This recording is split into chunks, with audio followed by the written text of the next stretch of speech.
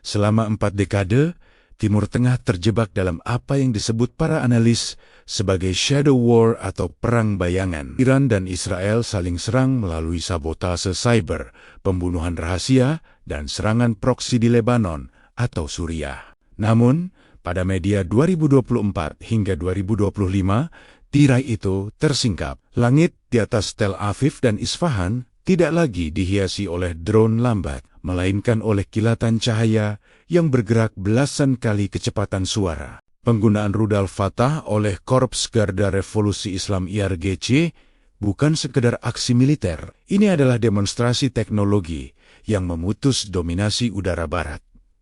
Kita harus memahami bahwa dalam militer, kecepatan adalah perlindungan. Jika sebuah rudal bergerak begitu cepat, sehingga radar hanya memiliki waktu 3 detik untuk bereaksi, maka secara teknis, pertahanan itu tidak ada. Bab ini akan menelusuri mengapa Iran memutuskan untuk mengekspos kartu as mereka sekarang, dan bagaimana serangan presisi ke pangkalan udara. Nevatim menjadi pesan bahwa tidak ada 1 inci pun tanah di Israel yang tidak bisa disentuh.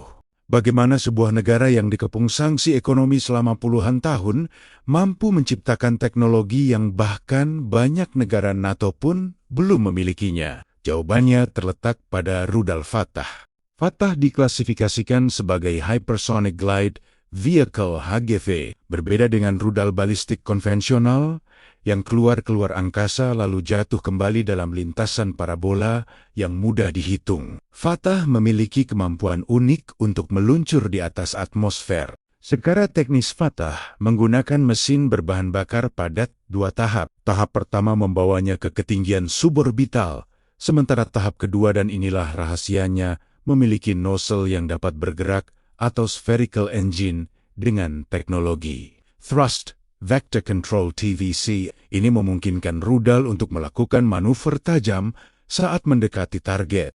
Materialnya pun khusus, menggunakan komposit karbon-karbon yang mampu menahan suhu ekstrem akibat gesekan udara pada kecepatan 14 Mach 13 dolar hingga Mach 15 dolar. Tanpa material ini, rudal akan terbakar menjadi abu sebelum mencapai tujuannya. Disinilah terjadi benturan antara 2 filosofi militer. Di satu sisi, ada sistem Iro 3 dan David Sling milik Israel yang dirancang untuk mencegat ancaman di luar angkasa. Di sisi lain, ada Fatah yang bergerak di zona mati pertahanan udara terlalu rendah untuk satelit deteksi balistik luar angkasa, namun terlalu cepat untuk radar darat konvensional. Dalam serangan tahun 2025, kita melihat fenomena saturation attack. Iran meluncurkan ratusan drone Shahed sebagai umpan untuk menguras amunisi Iron Dome. Kemudian mengirim rudal balistik tua untuk membingungkan radar. Dan akhirnya meluncurkan Fatah sebagai pukulan pematung ke target spesifik. Sistem pertahanan udara secanggih apapun memiliki batas jumlah target yang bisa dikunci secara bersamaan.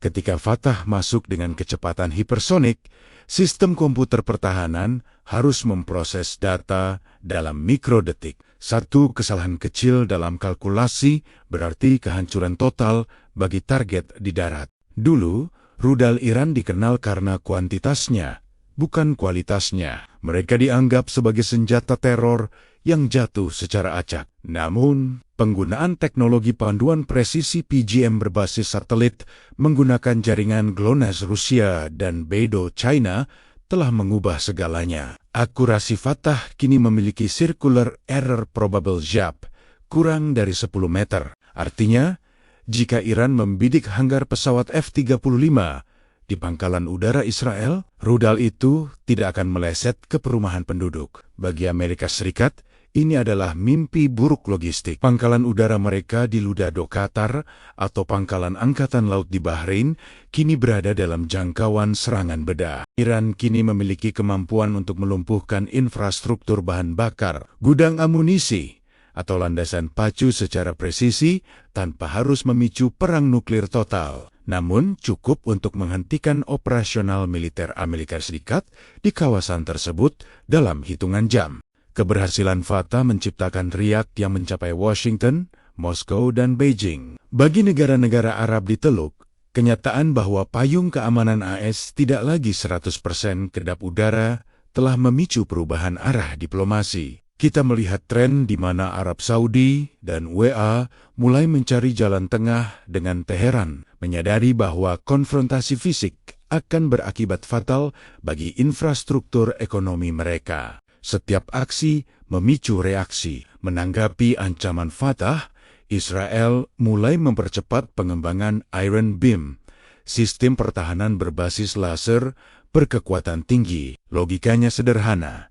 Hanya cahaya yang bisa mengejar sesuatu yang bergerak secepat kilat. Namun, laser memiliki kelemahan pada kondisi cuaca buruk dan jarak jangkauan. Sementara itu, Iran tidak berhenti di Fatah. Mereka mulai mengintegrasikan kecerdasan buatan AI ke dalam sistem pemandu rudal mereka agar bisa berkomunikasi satu sama lain saat terbang swarming hypersonic. Ini adalah perlombaan antara pedang yang semakin tajam dan perisai yang semakin tebal. Kita sedang menyaksikan evolusi peperangan di mana manusia hampir tidak lagi terlibat dalam pengambilan keputusan di medan tempur. Semuanya ditentukan oleh algoritma dan sensor otomatis yang bekerja dalam kecepatan supersonik. Pada akhirnya Fatah hanyalah simbol dari perubahan yang lebih besar. Timur Tengah tidak lagi bisa dilihat sebagai wilayah yang tertinggal secara teknologi. Dengan munculnya kekuatan hipersonik, konsep keamanan lama telah mati. Kita kini hidup dalam dunia di mana perdamaian hanya dijaga oleh keseimbangan ketakutan yang sangat tipis.